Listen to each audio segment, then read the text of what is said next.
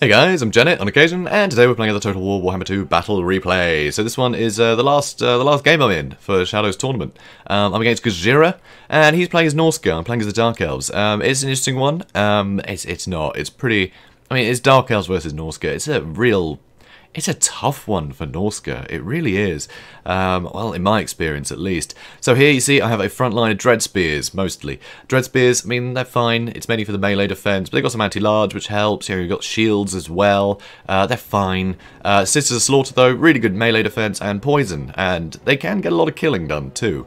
So I quite like that. You know, they'll slow things down a heck of a lot thanks to the poison. You know, it'll stop a lot of the killing power, which I like. And they're also pretty big targets.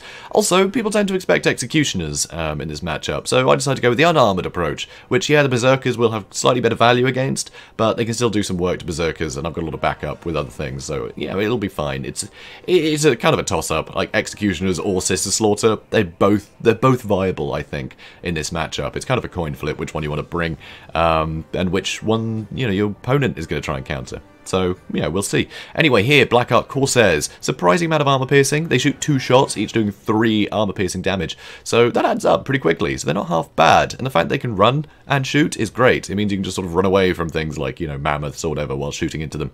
It's pretty handy, and it's very difficult to miss something like a mammoth. But even like Vermeer, you can really get some damage into those. Also, Raven Heralds, I think they're a must-have in this matchup because they're so difficult to catch and do damage to, and they've got huge armor-piercing damage. So they can just kill Vermeer. You can just tell them to attack a Vermeer and you just leave them. The Vermeer's dead before long, it's fine. They're great, I love them. Also, Snatches Harvesters, Soul Stealer is basically why I got it, and Word of Pain.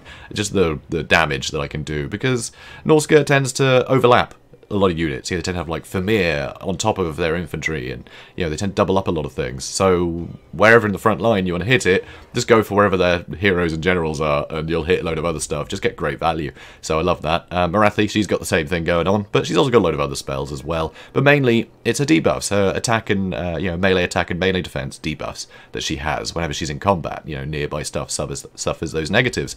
They're huge. They're really good because Norsca requires like a lot of momentum, right? They just need to smash through things very quickly and get a lot of killing done. If you just throw Marathi down, suddenly they're not killing as quick as they need to, and they get killed because they're quite flimsy, a lot of their units. So I think Marathi's great there, and also Soul Stealer lets her get a health back if she does get in a bit of trouble. So that's nice. Cold One Knights. These guys, I think they're really great in this matchup. There's a lot of large targets that you need to worry about, and so they've got armor piercing and anti-large, so they've got everything covered there. But also, you can just throw them at things like Marauder Champions, because the armor piercing will see them through. You know, with that charge bonus, you can use them for rear charging and things, and they do great there too. So a lot of utility I find from the Cold One Knights. And that's it, I think. Yeah, that's it. So, yeah, we're here already. We're already in the fight. So he's got some Marauders, so just cheap stuff with shields. Berserkers, you know, obviously great anti-infantry. They're going to cut through Dread Spears, and they will help against this Slaughter quite a lot. So, you know, they're very useful. Over on this side, you see he's got Marauder Berserkers coming in for my Sister Slaughter, but he's also got the Ice Walls Chariot, and Chariots are actually a great way to deal with Sister Slaughter. Really good, in fact. They don't have the armor, so all those, you know, bonuses they get to anti-infantry and the charge and everything, it does a lot. You can register a lot of hits. You see the amount of damage they've taken already. It's tough. It's tough. Dread Spears, you know, they're going to hold out for a fair while. Not a huge amount, but, you know, some time. Corsairs, great for dealing with these Marauder Horsemasters too. Marauder Horsemasters, not a huge amount of armor piercing for such an expensive unit. So I think that's a bit disappointing, but they could be useful for harassing. Be very useful to go for the Raven Heralds with them. Maybe keep them back, use them defensively. But it's tough, you know. If I had like Dark Shards, maybe he wouldn't be able to pull that. But I think in this case, he just wants to sit back here and keep things, well, keep the Raven Heralds off whatever. Don't know, he's gone for the flanks. And without good armor piercing, it's not ideal there, I don't think. So he's got some Vermeer with great weapons, so probably expecting more large targets. If I had a dragon or something, it would be useful to get Vermeer on top of them. But he does have the armor sundering, he's got the armor piercing, so pretty handy. But I don't have a lot of armored stuff, and I don't have a lot of large stuff, you know, that he really needs to worry about. Well, except my Cold One Knights that have armor piercing and anti-large themselves, so that's still not great for the Vermeer. But anyway, he's also got Wulfric. Wulfric's going to be very handy. He's got some good, you know, buffs with a fight or die. He's got the boat. He can use the, what's it called, Hunter Champions on Marathi to help catch her out. He's also got Vermeer Balefiend, so the Balefiend has all the armor sundering and armor piercing and everything that, you know, the other Vermeer do, but also some nice spells. He's got Enfeebling Foe and Penundral Pendulum, which is very handy. Penundral Pendulum really helps clear out the front line and let that momentum carry. So, speeding things up, because, well, it's all started. So here, trying to catch out these Marauder Ice Wolves chariots. You can see the Marauder Horsemasters are very close to this fight, which isn't ideal for them. But Marathi's having a fine time, you know, with Sinesh's Harvesters, getting rid of these Marauder Ice Wolves chariot. There's no way they can escape Sinesh's Harvesters. So he's coming with the Warhounds. The Warhounds will actually be a good idea, you know. Against Sinesh's Harvesters, don't have a lot of armor. It's pretty useful. Penundral Pendulum coming in. But these Marauder Champions are great weapons, don't really have a use. You know, there's not a huge amount of, like, armor-piercing stuff. If I had Executioners, it'd be great to throw the Marauder Champions at them. You know, they'd be a bit neck and neck, really. The Executioners would probably win out, but that's kind of why you bring them, right? But I didn't bring that front line. Here you can see the Familiar Warriors with great weapons. I've just been shooting with the Raven Heralds, and look, they're nearly dead. That's exactly how I said it would happen. So that's a bit annoying. So over on this side, you see I've used a Melkot's Misfire Miasma just to whittle them down a bit. Yeah, I'm just in here having a scrap. Marathi just debuffing the heck out of these guys' stats. It's just not good. It's not good at all for them. They're really getting debuffed.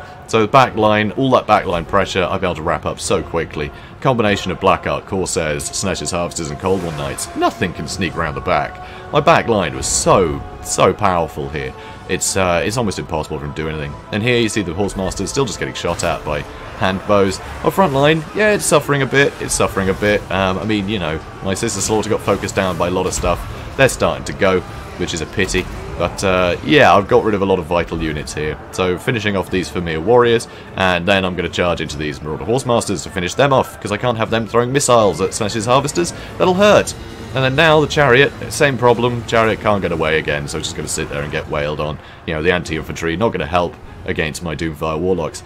So Marathi coming in again to help debuff stuff, including Wulfric and the Familiar Balefiend. Familiar Balefiend, that's next, you know, that's my next target for the Raven Heralds. Just big armored target. Yeah, just shoot away. Raven Heralds untouched. He's got nothing left that can reach them. But they are almost out of ammunition. That is one problem with them.